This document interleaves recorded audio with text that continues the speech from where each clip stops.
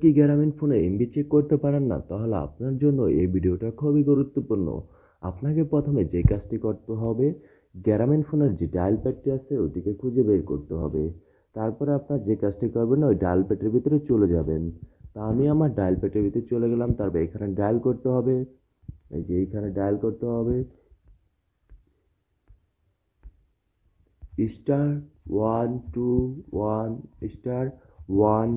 তো তারপরে বন্ধুরা একটাই কথা বলতে চাই, আমার পেজটি আপনারা ফলো করে দেবেন, আর ইউটিউব থেকে দেখলে অবশ্যই আমার চ্যানেলটি সাবস্ক্রাইব করতে ভুলবেন না, কেননা আপনাদের জন্য অনেক কষ্ট করে আমি ভিডিও বানাই যাতে আপনাদের একটু উপকার হয়।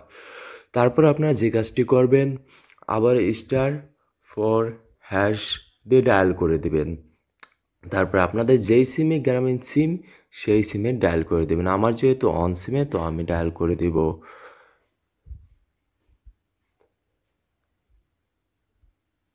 তারপরে এখানে আমার ফোনে একটা মেসেজ যাবে, সেটা কিন্তু এখানে একটা এসএমএস এর মাধ্যমে বলা হয়েছে।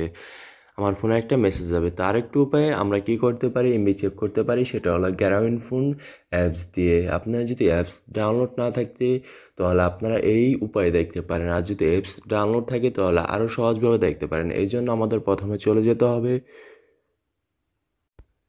আমাদের যে গ্রামীণ ফোন অ্যাপস আছে ওই গ্রামীণ ফোনে অ্যাপসের ভিতরে।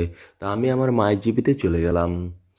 মাই জিবিতে যাওয়ার পরে একটু লোডিং নেবে, কারণ নেট আপনার যদি ফাস্ট থাকে তাহলে সমস্যা নেই। মাই জিবি যাওয়ার পরে আমার এখানে দেখাচ্ছে